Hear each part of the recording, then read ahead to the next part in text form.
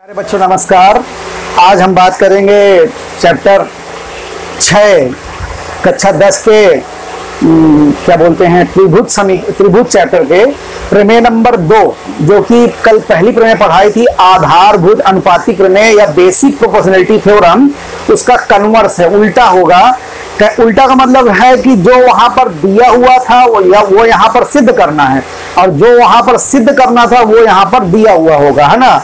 अगर हम साधारण प्रतिज्ञा पढ़ें कि यदि एक रेखा किसी त्रिभुज की दो भुजाओं को समान अनुपात में विभाजित करे तो वह तीसरी भुजा के समांतर होती है ना। कह रहा है कि यदि कोई भुजा एक त्रिभुज की दो भुजाओं को समान अनुपात में विभाजित करे, जैसे ABC एक त्रिभुज है और DE कोई एक रेखा है जो AB व AC को इस तरह से काटती है कि AD अपान BD बराबर AE अपान CE है, तो सिद्ध कीजिए कि D समांतर BC ये तीसरी भुजा के समांतर हो जाएगी। ठीक है ना। कल क्या पढ़ा था कि यदि किसी त्रिभुज में एक भुजा के समांतर खींची गई रेखा दो भुजाओं को भिन्न भिन्न बिंदुओं पर प्रतिच्छेद करे तो उनके प्रतिच्छेदों का अनुपात समान होता है। यहाँ पे अनुपात समान है, समांतर आपको सिद्ध करना है। कल क्या था, कल समांतर दी हुई थी और हमको अनुपात बराबर करना था, है ना। तो इसीलिए बोलते हैं विलोम कन्वर्स। तो सभा प्रतिज्ञा क्या होगा इसकी, 6.2 की बात कर रहे हैं कि यदि एक रेखा की त्रिभुज की दो भुजाओं को ठीक है एक ही अनुपात में विभाजित करे तो वह तीसरी भुजा के समांतर होती है ना। In a triangle, if a line divide the two sides into the same ratio, then the line is parallel to the third side of a triangle. ठीक है ना। यहाँ पे ABC is a triangle, D is a line that cut AB at D and AC at E. We have and given that AD upon BD equals to AE upon CE. Here we have to prove D upon D parallel to BC. तो given क्या हो जाएगा बेटा आपका कि in triangle ABC, ठीक है, D cuts AB and AC at point A and C. D cuts AB and AC at point B and E respectively, ठीक ना, such that AD upon BD equals to AE upon CE। ये बात जो वहां पे उस बार proving में थी यहाँ पर ये गिवन हो गई, ठीक है ना। और यहाँ पे प्रूव क्या करना होगा, टू प्रूव में जब आओगे तो टू प्रूव क्या हो जाएगा कि AD पैरेलल टू BC, क्या प्रूव करना है, D पैरेलल टू BC, यानी कि जो गिवन था वो टू प्रूव में चला गया, जो टू प्रूव में था वो गिवन में चला गया, इसीलिए बोला गया कन्वर्स। ठीक ना।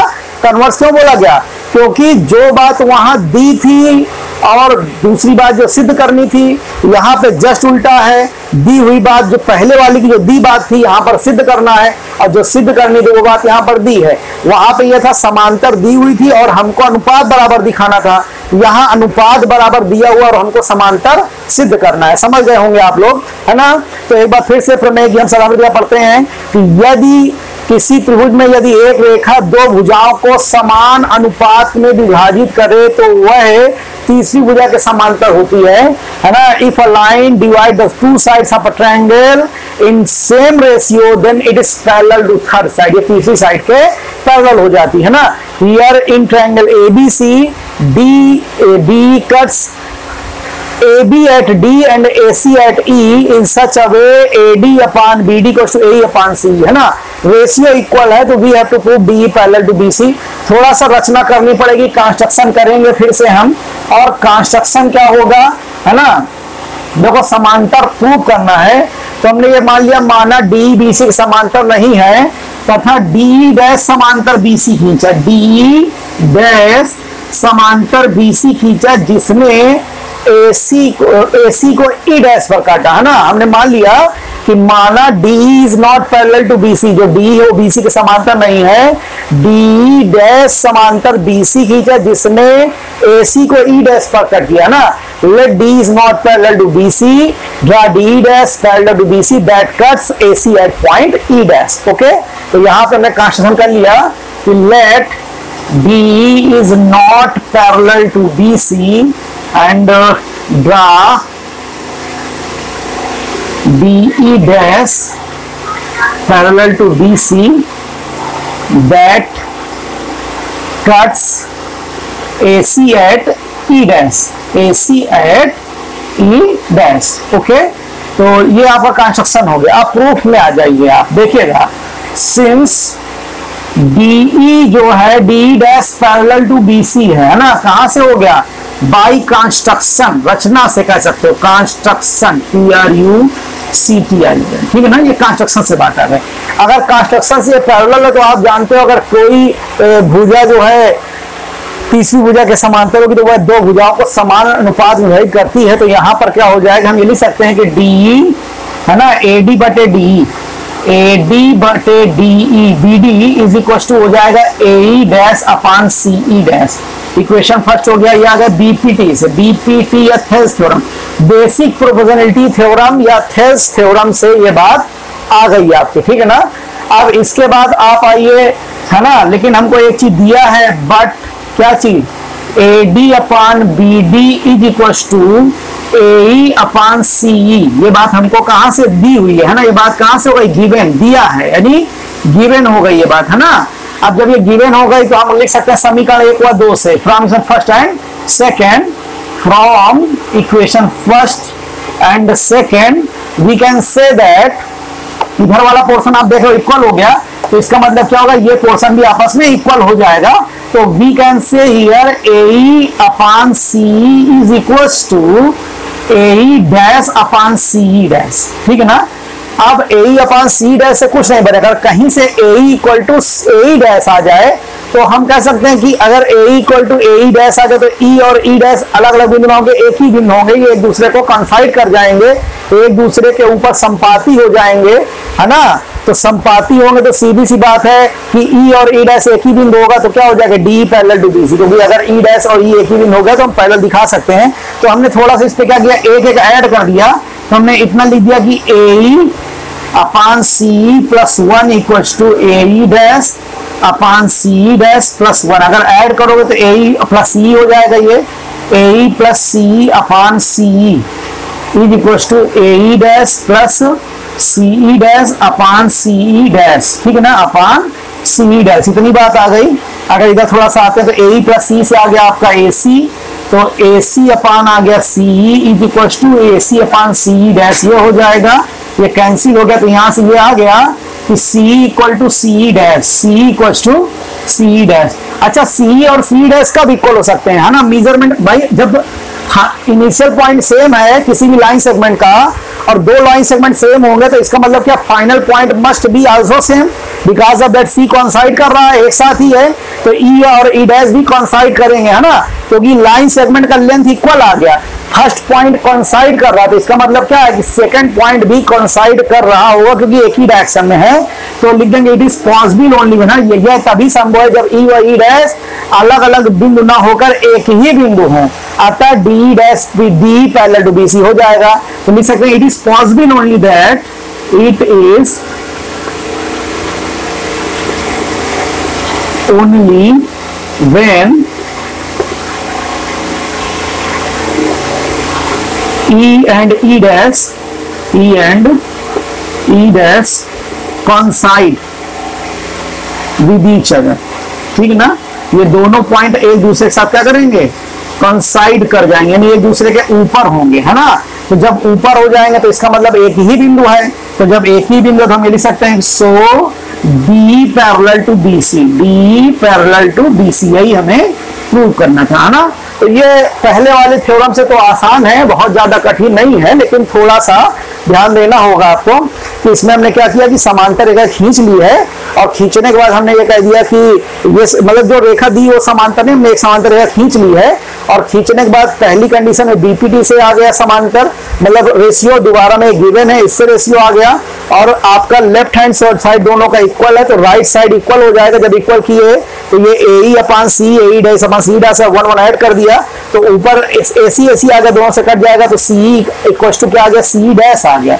और जब C equal to C dash आ गया इसका मतलब क्या हो गया कि ये तभी पॉसिबल होगा जब सी और सी डैश अलग अलग पॉइंट ना होकर ई और ई डैश अलग अलग पॉइंट ना होकर एक ही पॉइंट हो जाए तो E and E dash कंसाइड with each other. जैसे ही कंसाइड कर जाए तो डी ई डैश पैरेलल, तो इसका मतलब क्या होगा, डी ई पैरेलल हो जाएगी ना, तो D E is parallel to B C हो गए। तो इस तरीके से थ्योरम आपकी खत्म होती है। ठीक है, जिस प्रकार आपने सर्वांग समता के कुछ तरीके पढ़े थे, है ना, कि आपने कहा था भुजा कोण भुजा, ठीक है, जिसको आप साइड एंगल साइड बोलते थे, है ना, SAS या SSS या ASA, ठीक है ना, या RHS, तीन तरह की आपने, चार तरह की सर्वांग समता पढ़ी थी आपने, है ना, कि दो त्रिभुज सर्वांग होते हैं यदि उसकी तीनों संगत भुजाएं दूसरे त्रिभुज की तीनों संगत भुजाएं के बराबर हो जाए, या दो भुजाएं उनके मध्य का कोण बराबर हो जाए, या दो कोण और उनके बीच की भुजा बराबर हो जाए, या एक भुजा और कोई दो अन्य कोण बराबर हो जाए, या समकोण त्रिभुज में क्या था कि समकोण बराबर हो जाए, कर्ण समकोण तो बराबर होता ही है, कर्ण और एक भुजा आपस में अगर बराबर हो जाए त्रिभुज सर्वांग सम हो जाते हैं ना। यहाँ पे वैसे समरूपता के भी कुछ नियम होंगे कि कब त्रिभुज समरूप हो जाएगा। तो समरूपता के नियम की अगर हम बात करें तो पहला नियम जब आप पढ़ते हैं समरूपता का तो वही हो गया कि तीनों भुजाएं अगर अनुपाती हो तो दो त्रिभुज समरूप हो जाते हैं ना।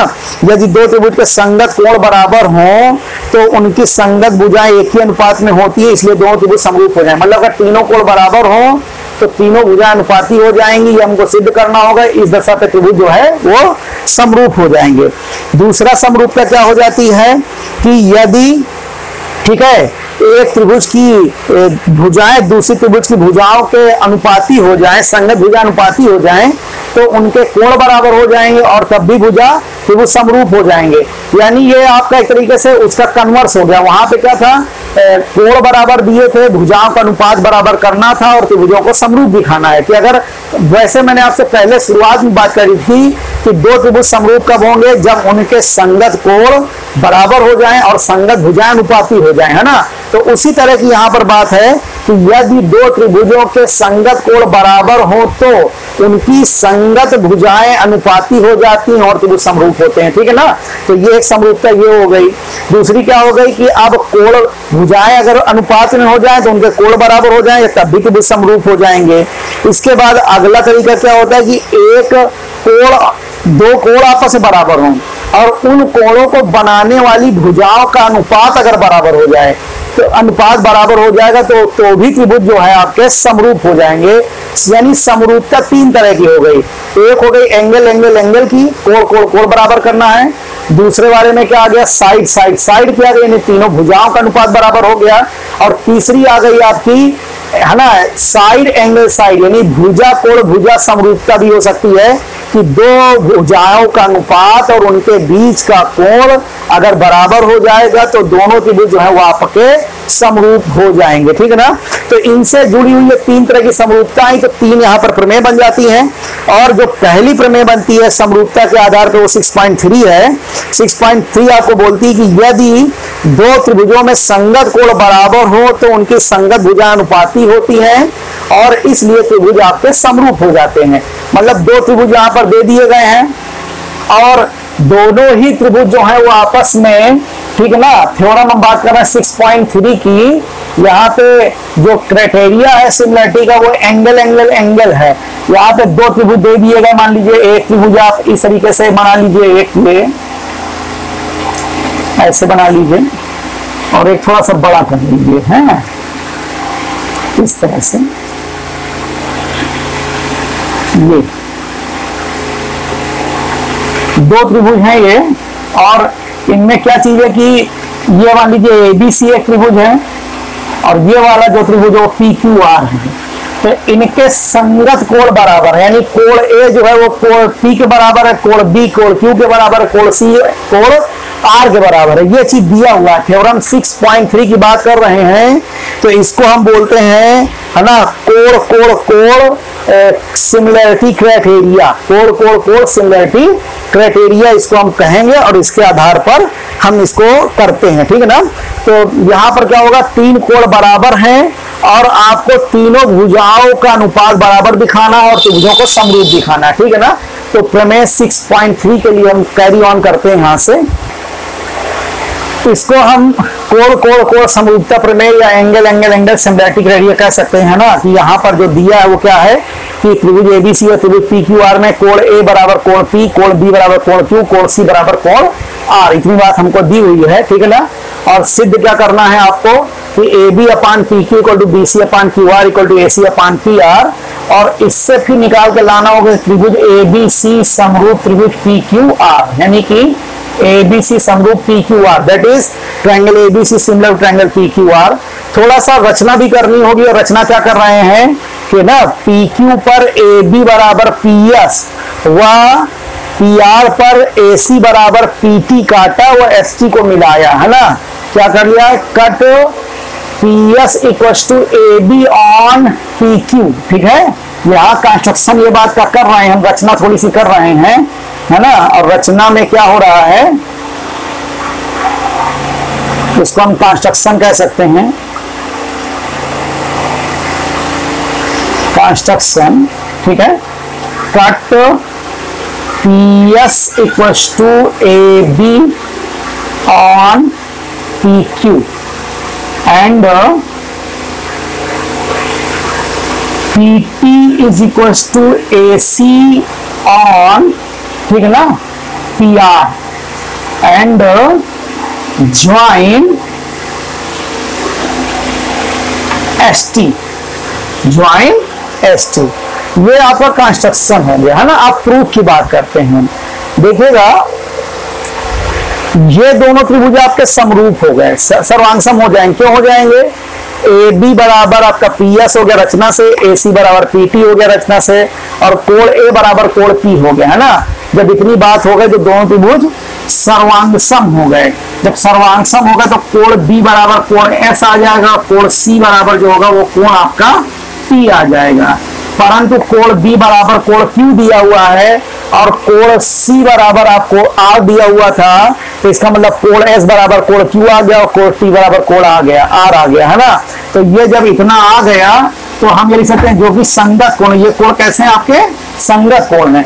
संगत कोण होने की वजह से हम ये कह सकते हैं कि ST समांतर QR, और जब ये समांतर हो गया तो हम यहाँ से ये कह सकते हैं जो आधारभूत अनुपातिक क्रम में पढ़ी थी कि PS upon PQ equal to PT upon PR कह सकते हैं। और जहां पे PS था वहां पे हम AC लिख सकते हैं, जहां पे PT था वहां पे हम AC लिख सकते हैं। तो इस कंडीशन में हमारी ये बात आ गई कि AB upon PQ equal to AC upon PR। जैसे ये बात सिद्ध हो सकती है वैसे ये भी सिद्ध हो सकता है कि AB upon PQ equal to BC upon QR। और अगर हम दोनों समीकरणों को कंबाइन करेंगे तो तीनों भुजाओं का अनुपात जो है वो समान आ जाएगा, और जब अनुपात समान आ जाएगी दोनों त्रिभुज आपके समरूप हो जाएंगे, है ना।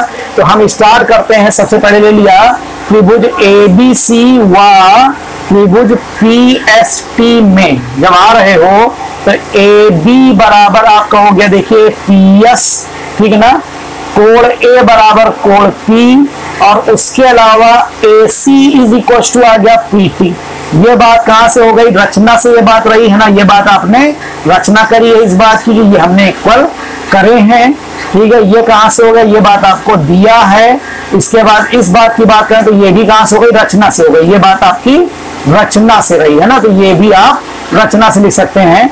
और दो त्रिभुजों में अगर भुजा कोण भुजा बराबर हो जाए तो त्रिभुज समरूप हो जाते हैं। तो इसलिए लिख सकते हैं कि त्रिभुज ABC का सर्वांगसम त्रिभुज PST किससे आ गया, साइड एंगल साइड से, भुजा कोण भुजा से। ये हमारी सर्वांग समता हो गई।